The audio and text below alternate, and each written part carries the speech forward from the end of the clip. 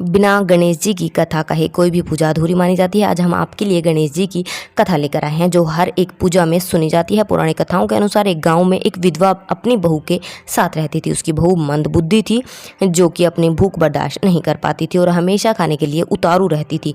वह सबसे पहले उठकर खाना खाती थी, फिर घर के बाकी काम किया करती थी। एक दिन विधवा ने अपने घर में पूजा करवाने का सोचा, लेकिन वह थोड़ी परेशान थी क्योंकि उसकी बहू अगली सुबह उठते ही खाने के लिए दौड़ेगी और पूजा के लिए बनाए गए पकवान को झूठा कर देगी। अपनी बहू को पूजा के लिए बनाए गए पकवान से दूर रखने के लिए विधवा ने एक तरीका निकाला। पूजा वाली सुबह उसने एक मटका लिया, उसके नीचे छेद कर दिया और अपनी बहू से बोली कि आज पूजा है, इसीलिए खाना खाने पहले पानी भर के ले आओ।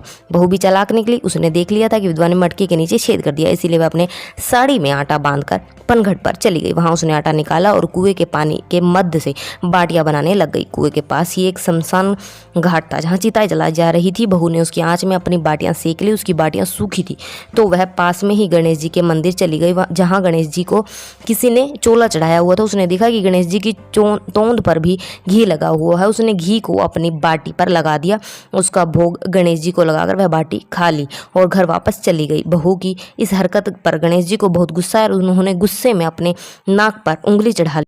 जब गांव वालों ने देखा कि गणेश जी ने अपने नाक के ऊपर उंगली चढ़ा लिया तो उन्होंने मनाने के लिए बहुत जद्दोजहद किया, लेकिन गणेश जी ने अपनी उंगली वापस नहीं उतारी। जब वह बात राजा को पता चली तो राजा ने बड़े बड़े पंडितों और ज्योतिषों को बुलवाया और हवन करवाया, लेकिन गणेश जी फिर भी नहीं माने। बहुत सब चिंतित थे। राजा ने पूरे गाँव में एक ऐलान करवा दिया, जो भी इंसान गणेश जी के नाक पर से उंगली हटाने में सफल होगा उसे इनाम के तौर पर 5 गाँव दिया जाएगा। गाँव के सभी लोग गणेश जी को मनाने में लग गए, लेकिन गणेश जी माने ही नहीं और अपनी उंगली चढ़ाए रखे। अंत में विधवा की बहू बोली कि अगर सब उसे आज्ञा दे तो वह गणेश जी की उंगली हटा सकती है। उसकी बात सुनकर विधवा हंसने लगी और बोली कि जब बड़े बड़े विद्वान कुछ नहीं कर पाए तो वह गणेश जी को मना पाएगी। किसी ने बोला कि जब सब लोगों को मौका तो मिला है, उसे भी एक मौका मिलना चाहिए। फिर सभी लोग बहू को एक मौका देने के लिए मान गए, लेकिन बहू ने एक शर्त रखी। उसने कहा कि उसके घर से लेकर मंदिर तक पर्दा बांधा जाए। सब लोगों ने सोचा कि इतना कुछ हो ही चुका है तो पर्दा बांधने में क्या जाता है। बहू के कहे अनुसार उसके घर से लेकर मंदिर तक पर्दा लगाया गया। बहू ने अपना दिमाग लगाया और वह अपने पेटीकोट में मोगरी छिपाकर मंदिर चली।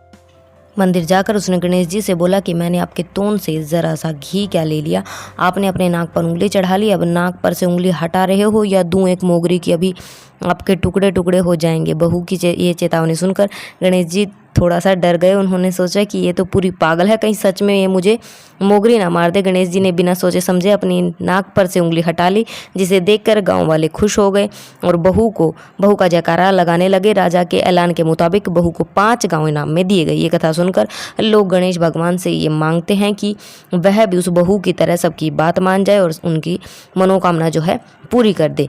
कजरी तीज की पौराणिक व्रत कथा के अनुसार एक गांव में एक गरीब ब्राह्मण रहता था।